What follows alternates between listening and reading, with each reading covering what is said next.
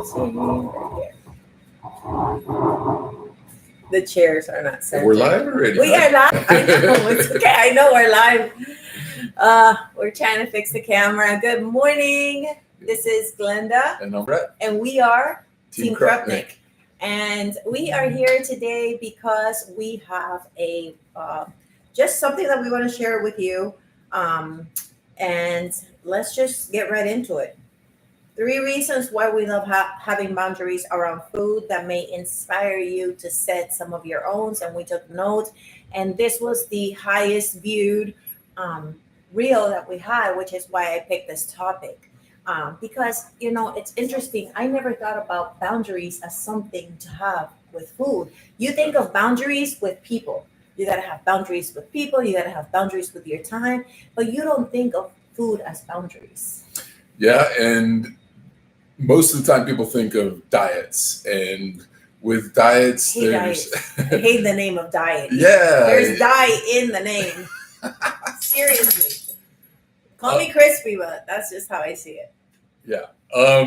So diets give you a mindset that if you break it in any way or fall short or anything, then you have feelings of guilt or shame or failure, or all these types of things that typically make you end up quitting the diet.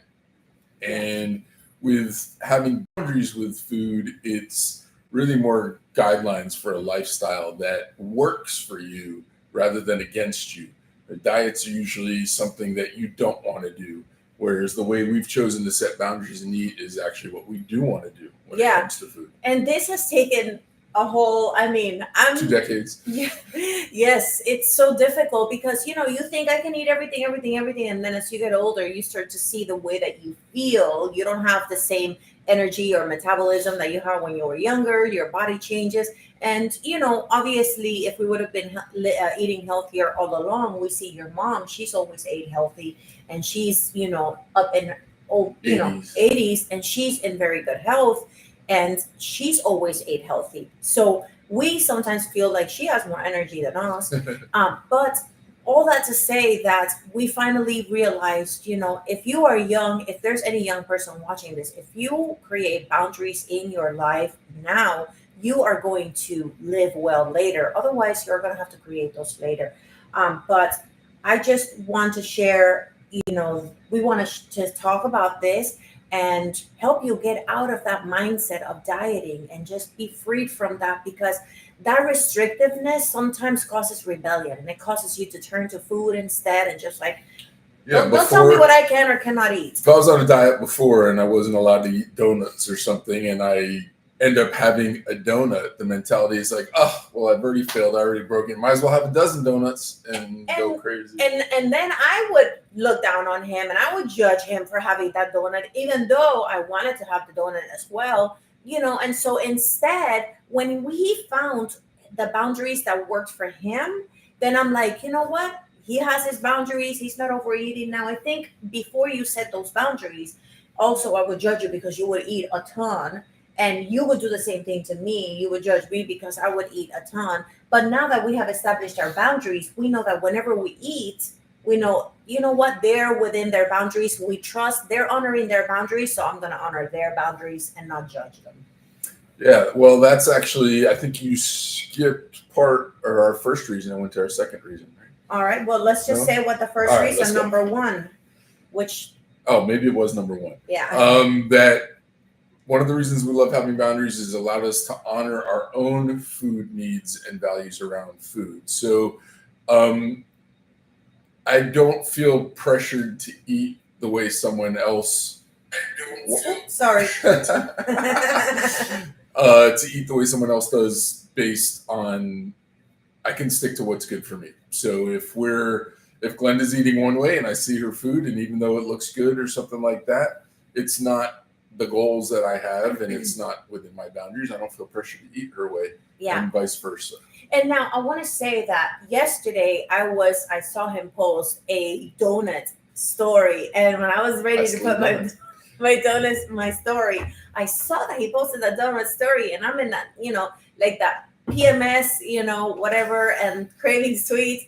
And I was craving, and I was like, man, where is he? Where does he have that stash? But because I've set my boundaries, I said, have whatever you want, but please put them wherever they're not in my sight, because I don't want to be tempted.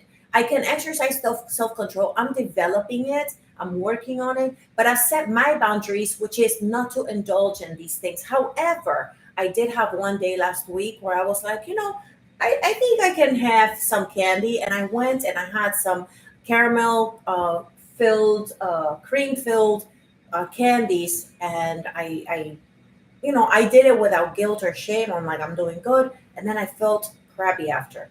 So, what that taught me, instead of, I was tempted to shame myself and all that stuff. I don't know if I'm getting ahead, but that's number two. It reduces guilt, shame, and negative self talk around food.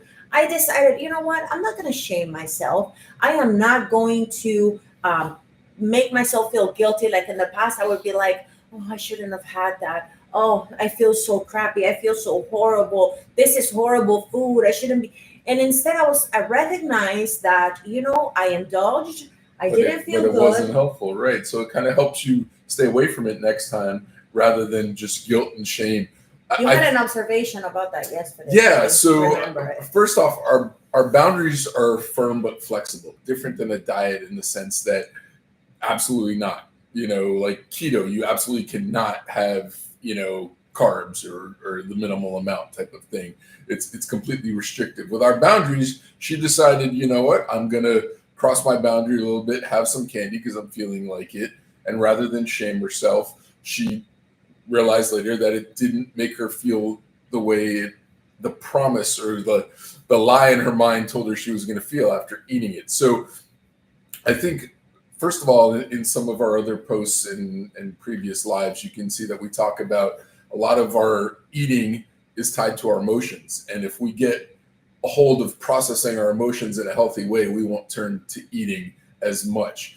And so some of the thoughts we have are we want to eat something because the promise, the lie in our mind is it's going to make us feel better. Mm-hmm. So in the past, most of my overeating of sweets and everything else was all the fact that I was emotionally eating. I was ignoring whatever feelings I was having and not processing them in a healthy way. And so instead, my mind was continually like, what food can I have that's going to taste good, that's going to distract me, that's going to give me instant gratification? I was continually going to all of that food, until later I look at the scale, I'm 30 pounds more than I want to be.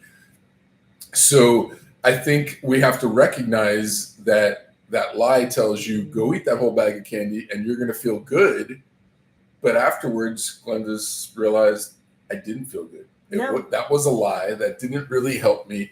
It doesn't make me have energy or feel good. Instead, I'm crashing and all of this. And I think subconsciously having that thought process in my mind without guilt and shame and negative self-talk kept me from asking Brett for a donut yesterday. I was like, I'm craving it, but I know that if I have it, I'm not gonna feel well. So instead, I had something else that was sweet. I had to replace it for something. The talk in your mind goes instead from guilt and shame over having a donut to processing, is this good for me? Is this why I'm eating? And if I eat this, I'm actually not going to feel good, as opposed to thinking, oh, I broke my diet kind of a thing. Exactly.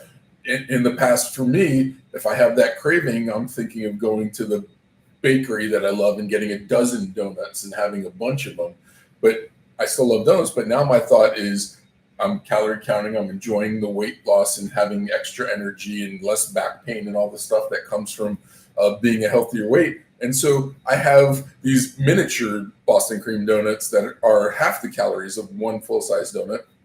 Instead of eating 6 or a dozen donuts, I have one a day, or maybe 2 if I've had it within my calories, but I'm still eating what I love, but feeling better. And that's where my boundaries are. But wait, there's more. Before we go on, we just want to take less than a minute to say that this is sponsored by us. This video is sponsored by Tim Craig. This video is made possible by an amazing course that we took that taught us about digital marketing. And if you have a message or something that you want to share, with the world that is just beating in your chest, wanting to come out, and you don't know how to get started or how to go about it, you can go to YouTube and find a bunch of videos, or you can go to one place and get instructed on how to do everything, how to promote yourself using your own platform.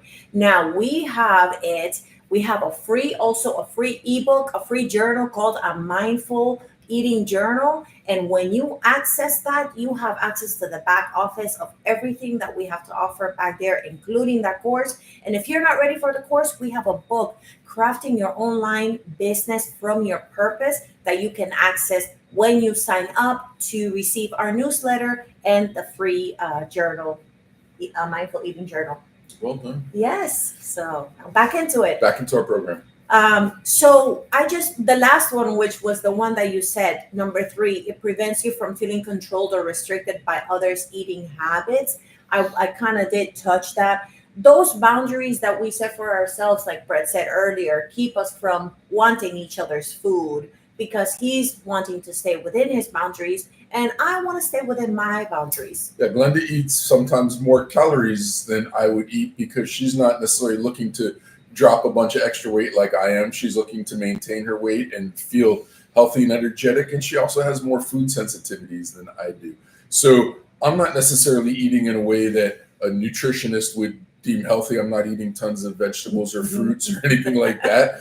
I'm just restricting my total calorie intake for the day. And I'm still eating things like chips and cookies and donuts or whatever else, or foods that taste good to me. But I'm eating a lot more processed foods, things that come in a box from Trader Joe's or from Aldi's or something, where I can count the exact calories on the back and eat it, and it still tastes good. Making myself a lot of ham and cheese sandwiches with low-cal bread, low-cal ham, low-cal cheese, low-cal mayo, those kinds of things that allow my total calorie intake. And I'm feeling energetic and I'm dropping weight. And so for me, that's healthier right now than trying to restrict myself to just eating, plants and vegetables and things that I know I'm going to fall off as a diet. I'm going to fall off, and then I'm going to go off the other end and eat a dozen donuts. Rather than that, I eat in a way that just, I don't have to feel, like Glenda said for number 3, I don't have to feel controlled or restricted by others' eating habits. I have a totally different eating habit than most of the world. If you follow diets, they tell you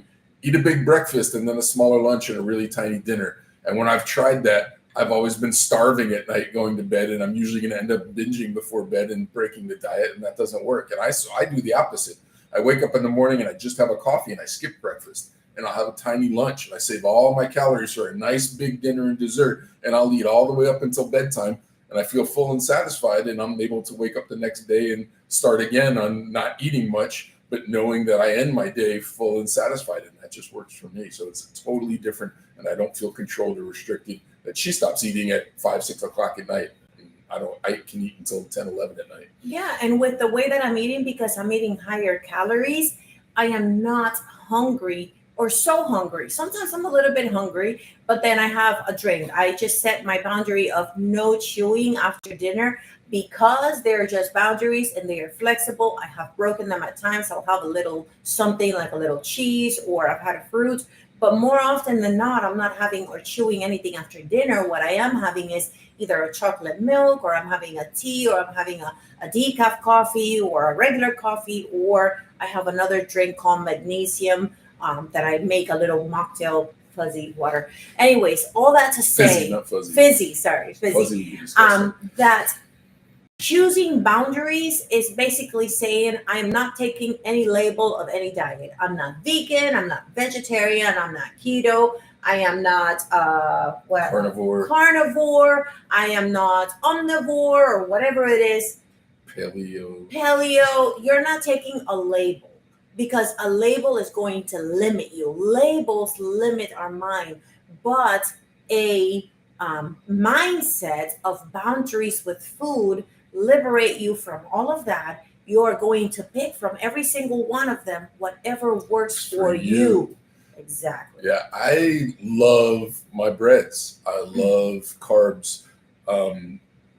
I've tried before without them. I've done a keto before. I lost some weight on keto, but I couldn't stay away from that stuff. And eventually I went back and gained all the weight back. Yeah. With Glenda, she's more satisfied from high fat foods, a lot of proteins and things like that. whereas I need the carbs more than I need the high fat or protein. So, and maybe you are not about fats or meat or eggs or any of that, but maybe you're about vegan and vegetarian. Hey, if that makes you feel good, then do you honor your needs and and whatever it is that makes you feel good, that allows you to live with energy and fulfill whatever calling God has placed in your life. What we don't want is for you to eat to the point that you are numbed and not fulfilling your destiny. So let's recap the 3 boundaries. yeah, let's recap the 3 boundaries. All right, so are not the 3 boundaries, the 3 reasons we love having boundaries around food. Exactly. 1, it allows you to honor your own needs and honor yourself and values around food. Yes. 2, it reduces guilt, shame, and negative self-talk around food. Yes.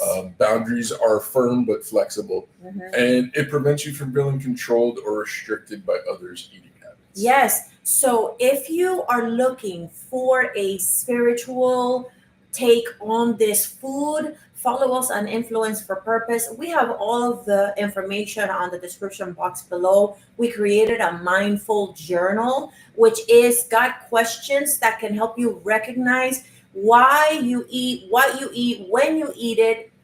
What is it? Why you eat, what